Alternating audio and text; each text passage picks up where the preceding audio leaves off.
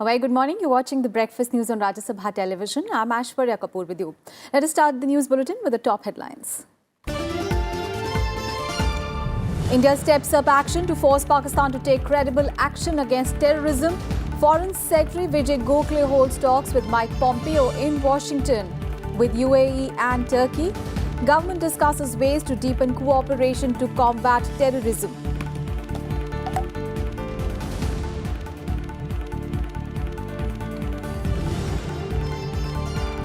Jaish leadership wiped out in Kashmir Valley since Pulwama attack.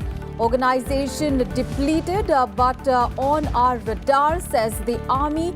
18 terrorists, including 6 main commanders, neutralized since 14th of February.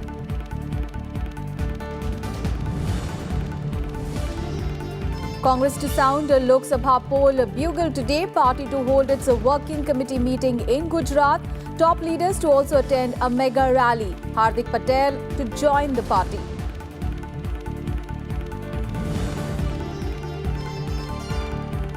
Voters must elect between secure leadership and chaos, asserts Finance Minister Arun Jaitley in a Facebook post, calls Rahul Gandhi an inadequate leader. Mahagathbandhan, a self-destructive coalition of rivals. Safety of our passengers is our utmost concern, says government. Prabhu orders safety assessment of Boeing 737 MAX in India after Ethiopia plane crash.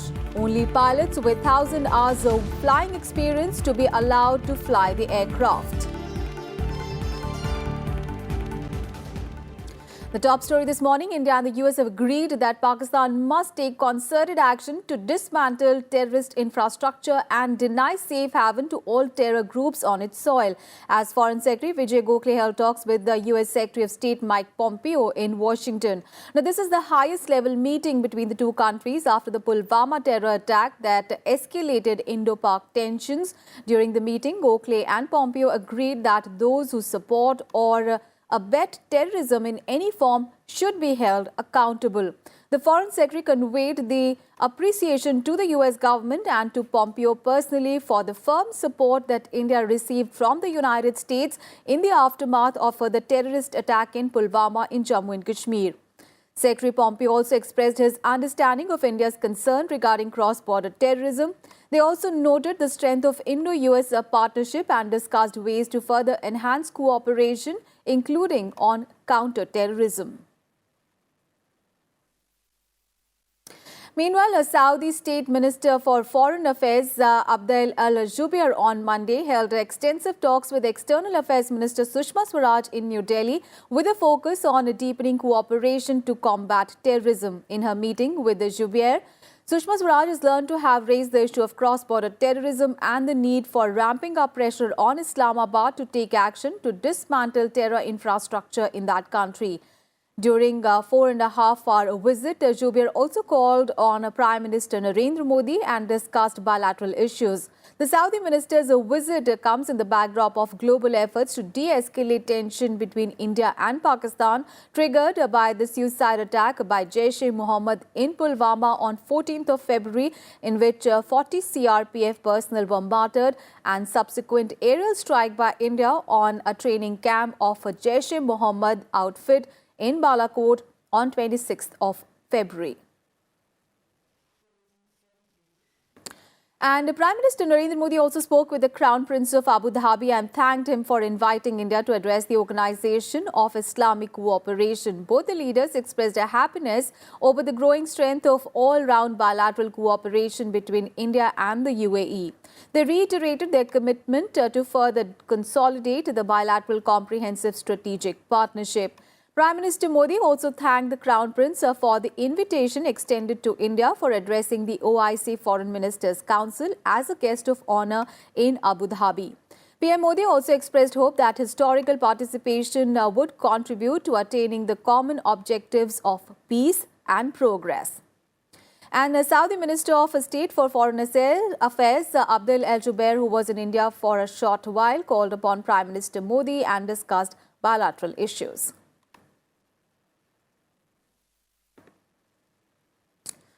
Turkish President Recep Tayyip Erdogan and Prime Minister Narendra Modi also had a telephonic conversation on Monday. President Erdogan expressed condolences for the victims of recent terrorist attacks in Pulwama and wished a speedy recovery to those injured in the attacks. The official statement on PM Modi's conversation with Erdogan stated that the Prime Minister stated that terrorism remains one of the gravest threats to global peace and security. He underscored the importance of immediate, demonstrable and irreversible action against terrorism by all concerned countries. Meanwhile, security forces in Jammu and Kashmir Valley have gone very forcefully after the Jaish-e-Mohammed militant outfit in the wake of 14th of February Pulwama attack. Now, 18 terrorists have been killed since last month's attack, including 6 top commanders of Jaish-e-Mohammed. Of the militants killed, 8 were from Pakistan and 10 were locals. Jaish's second-in-command, Mudassir Khan, the main conspirator in the attack on a CRPF convoy on 14th of February, has also been killed. In a press conference on Monday, the army official said that Jaish operatives in the valley continue to be on the army's radar. The first operation was on 18th February, and in last 21 days, we have been getting after the JEM, and we have eliminated 18 terrorists so far in last 21 days. Out of them, 14 being from JEM, and 6 of them, they are main commanders. As I was telling you, out of the 18 terrorists killed so far, 8 are Pakistanis and 10 are the local terrorists, including 2 of LET and 2 of Hizbul Mujahideen. And again, I would like to reinforce here, our main emphasis after the 14th of February convoy attack was elimination of the JEM leadership, and we have been very successful in doing that in about 3 weeks' time ever since that time. And now let's get you all the news on election.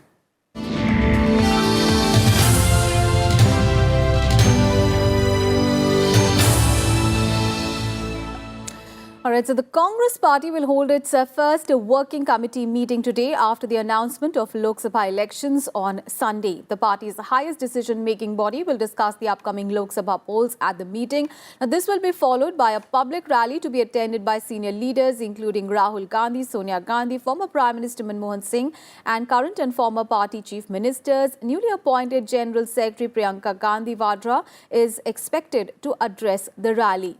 Now, Hardik Patel, who led a quota agitation for the Patel community, will also formally join the Congress party at the rally today.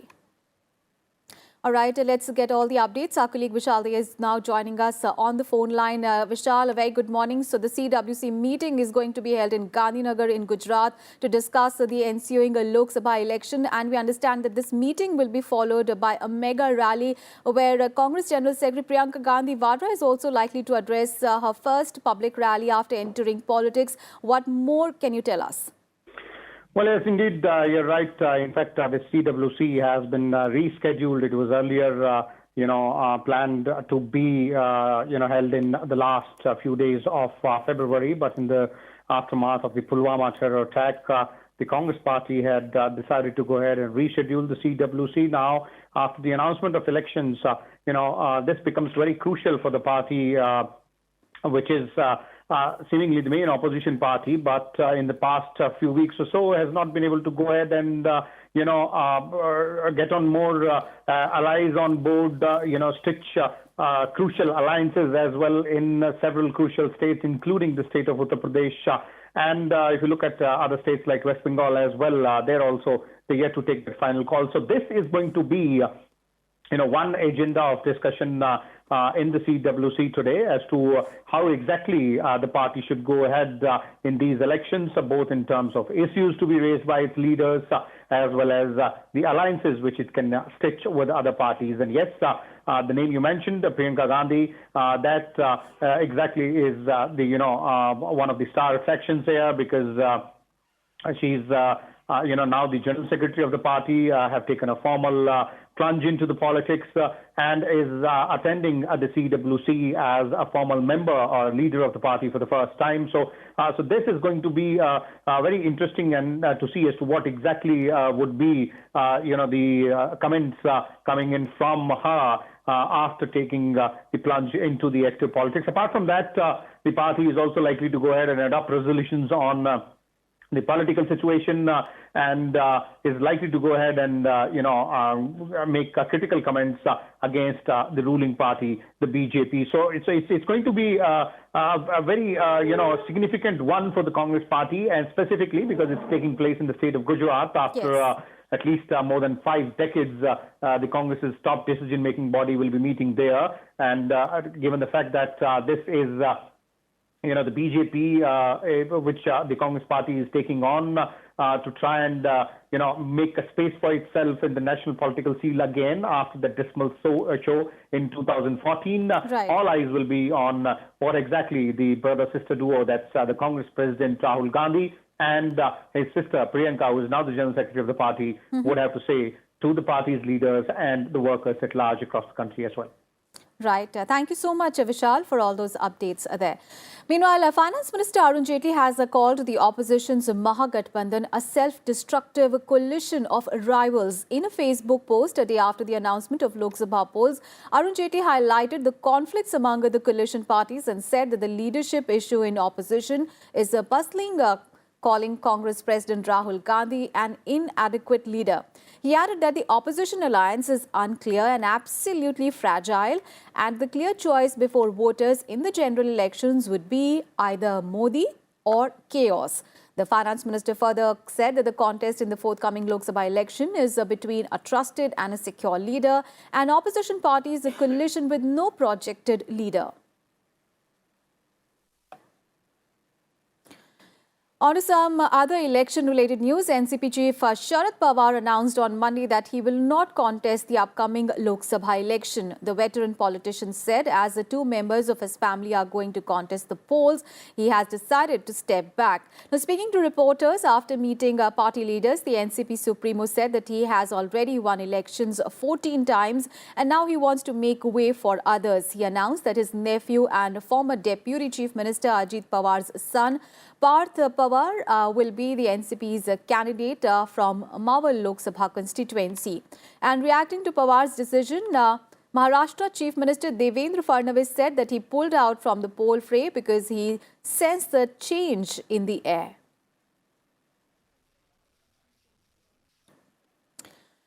And the Election Commission put an end to the controversy being created by some political parties over the Lok Sabha election schedule. The poll panel said on Monday that it was not possible to postpone the polls for the full month of Ramzan, underlining that the main festival days and Fridays have been excluded. The 7-phase Lok Sabha polls are beginning from 11th of April and will conclude on 19th of May, and the counting will take place on 23rd of May. The holy month of Ramzan, in which Muslims fast during the day, is likely to begin on 6th of May this year. And highlighting this, the leaders of certain political parties have been demanding change in the poll schedule, saying that it would be difficult for Muslims to cast their votes while fasting. And ahead of the general elections, a micro-blogging platform Twitter on Monday went live with its Ads Transparency Center for India that will allow people to view details of the political advertisements in the country, including advertiser spends and impressions data. Twitter had last month announced that it would provide details, including the advertising spends as well as impressions data of the tweets from political entities to users in India, as it sought to bring in greater transparency on its platform by tightening norms for political advertisements. Twitter, in its blog post on 19th of February, had said that enforcement of this policy would begin in the week starting 11th of March in specific countries, including India, after which only certified advertisers will be allowed to run political campaigning advertisements on its platform. With the ensuing general elections, the government had warned social media platforms of strong action if any attempt was made to influence the country's electoral process through undesirable means.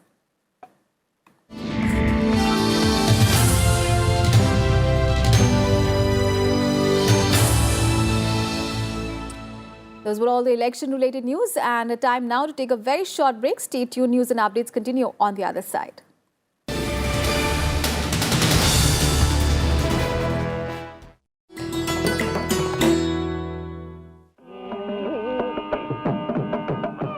One of the greatest exponents of Carnatic music, MS Subbulakshmi or MS to her fans.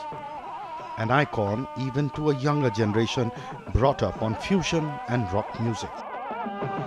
MS is the first musician ever to be awarded the Bharat Ratna, also the first Indian musician to receive the Raymond Magsaysay Award. As India's cultural ambassador, she also performed at the UN General Assembly in 1966. Former Prime Minister Jawaharlal Nehru once said of MS, "Who am I, a mere Prime Minister, before a queen of music?"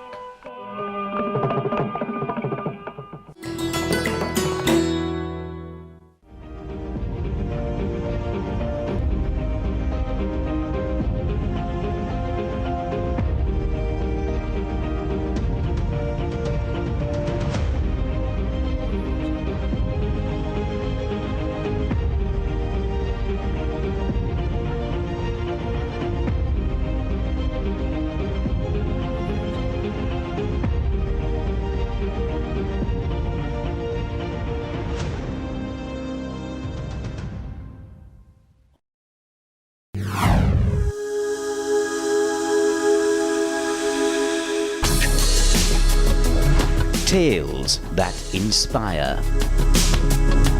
Stories of social change. A salute to diversity. Promoting public discourse. Events that motivate. Inspiring the innovative spirit.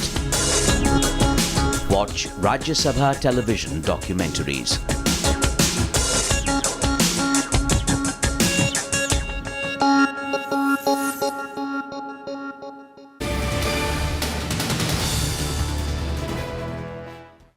Welcome back after the break.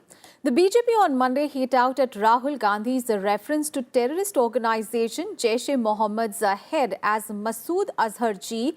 Now, Union Minister Ravi Shankar Prasad said Rahul Gandhi has caused huge pain to the families of the martyrs and embarrassed the country with his comments. The opposition party hit back, accusing its rival of deliberately twisting Rahul Gandhi's comments made with sarcasm.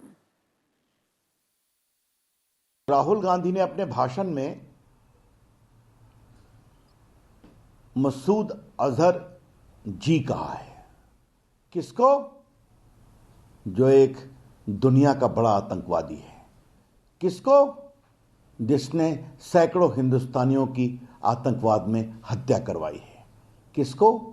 जिसने कई हमारे सेना के जवानों को बलिदान करवाया है। ऐसे आतंकवादी को, ऐसे हत्यारे को उन्होंने आज मसूद अजहर जी कहा है। हमें लगता था कि राहुल गांधी अपनी गलती का एहसास कर माफी मांगेंगे, लेकिन उनके इर्द गिर्द जो दरबारी हैं उन्होंने इसको जस्टिफाई किया है। मैं राहुल गांधी की भर्त्सना करता हूं, पूरे कांग्रेस पार्टी की भर्त्सना करता हूं और देश के सामने हम कांग्रेस पार्टी को और बेनकाब करेंगे जिस तरह से इन्होंने देश की पूरी भावना आतंकवाद के खिलाफ लड़ाई का बहुत बड़ा तिरस्कार किया है और अपने वक्तव्य से, अपनी टिप्पणी से देश को शर्मिंदा किया है। आपको याद होगा जब इनकी पिछली सरकार थी तो एयरक्राफ्ट में मसूद अजहर जी के साथ बैठकर कांदाहार में हवाले करके आ गए थे। On to some other news, Prime Minister Narendra Modi and his Bangladesh counterpart Sheikh Hasina jointly inaugurated several development projects via video conferencing on Monday. The Prime Minister said that these projects will further enhance relations between the two neighbours. Prime Minister Narendra Modi and his Bangladesh counterpart Sheikh Hasina unveiling e-plaques for development projects in Bangladesh through video conference on Monday. The projects relate to supply of buses and trucks, inauguration of 36 community clinics, 11 water treatment plants and extension of national knowledge network to Bangladesh.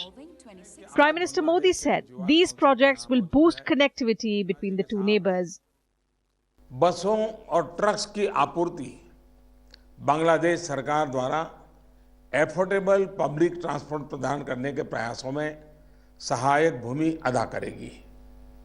Water treatment plants हजारों घरों में शुद्ध पेयजल पहुंचाएंगे और community clinics इससे लगभग 2 लाख लोग लाभान्वित होंगे, जिन्हें अपने घरों के पास स्वास्थ्य सेवाएं उपलब्ध होगी। भारत बांग्लादेश संबंध दोनों देशों की जनता की क्वालिटी ऑफ लाइफ सुधारने के लिए महत्वपूर्ण और सकारात्मक भूमिका अदा कर रहे हैं। Prime Minister Modi also expressed confidence that bilateral relations between India and Bangladesh will continue to improve. Excellency, साथ मिलकर पिछले 5 वर्षों में भारत बांग्लादेश संबंधों के सोनाली अध्याय के लिए काम करने को मैं अपना बहुत बड़ा सौभाग्य मानता हूं और मुझे पूरा विश्वास है कि पिछले 5 वर्ष हमारे लिए जितने गौरवशाली रहे हैं, आगामी 5 वर्षों में हमारे द्विपक्षीय संबंध उससे भी अधिक ऊंचाई हासिल करेंगे।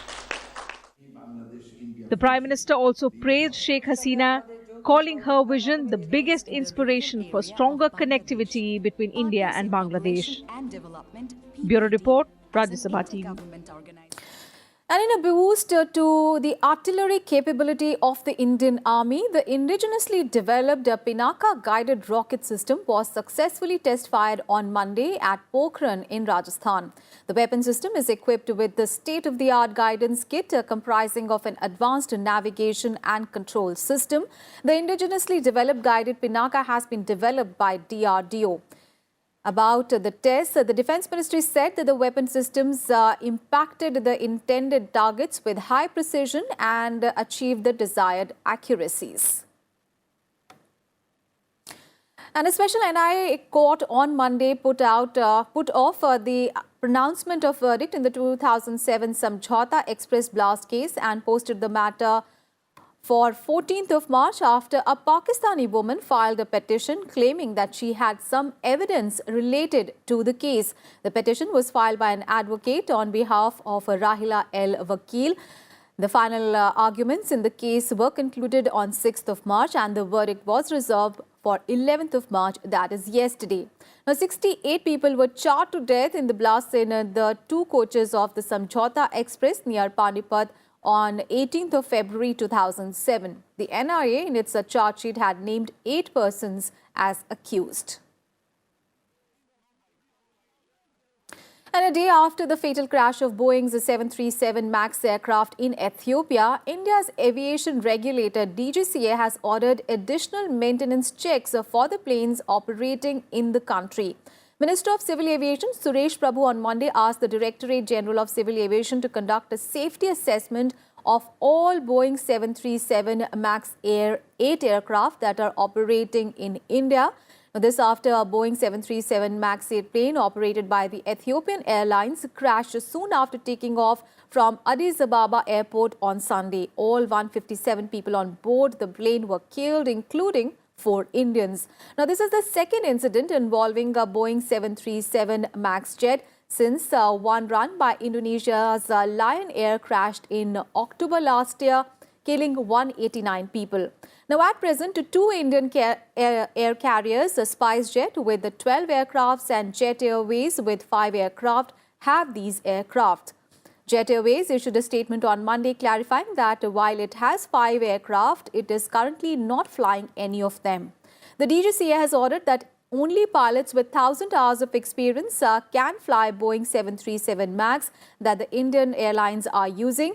Meanwhile, the US regulators on Monday ordered Boeing to make urgent improvements to its anti-stalling software and the maneuvering system, giving the company until the end of April to make these updates. However, it ruled out grounding the fleet.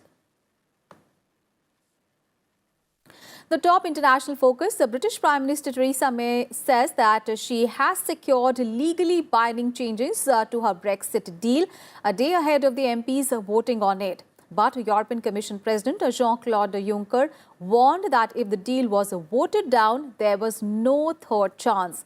Now, they spoke at a joint press conference after a late meeting yesterday. Theresa May flew out to the European Parliament late on Monday with her Brexit Secretary Steve Barclay for the last-ditch talks ahead of the vote. Meanwhile, opposition Labour leader Jeremy Corbyn said that the Prime Minister's negotiations had failed and the announcements did not contain anything approaching the changes that she had promised Parliament. Theresa May confirmed that she would now be opening the debate on Tuesday ahead of a vote on a deal which must be agreed by the British Parliament to come into force. Last time her deal was put to Parliament in January, she had suffered a historic loss as it was voted down by a margin of 230. And the United States says that diplomacy is still very much alive with Pyongyang despite a failed summit last month.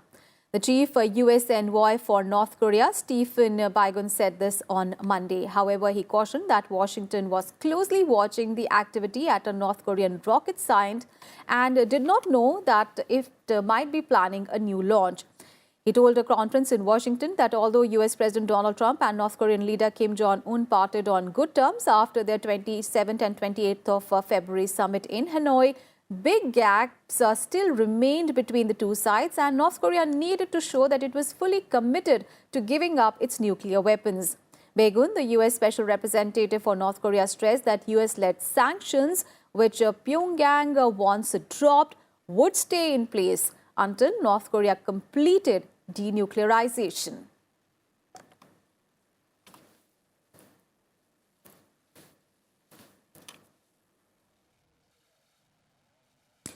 And that is the wrap on this edition of Breakfast News. Thanks for watching. Have a great day ahead.